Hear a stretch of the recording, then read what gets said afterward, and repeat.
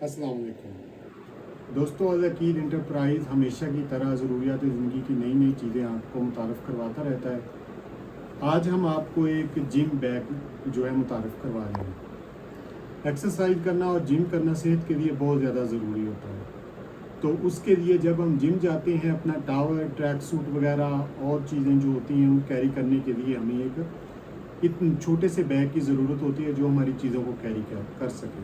तो ये खसूसी तौर पर जो हमने बैग बनाया है, ये जिम के लिए बनाया है। तो इसमें 3 पॉकेट हैं।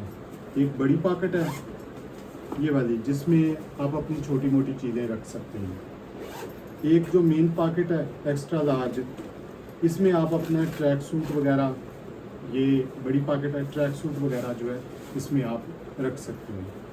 इसके अलावा तीसरी पॉकेट जो है वो ये एक साइड पे है, इसमें आप टॉवल वगैरह अपना जो है वो रख सकते हैं। मज़बूत मटेरियल से तैयार की गई चीज़ है ये, और इंतहाई मुनासिब कीमत में खूबसूरत चीज़ है।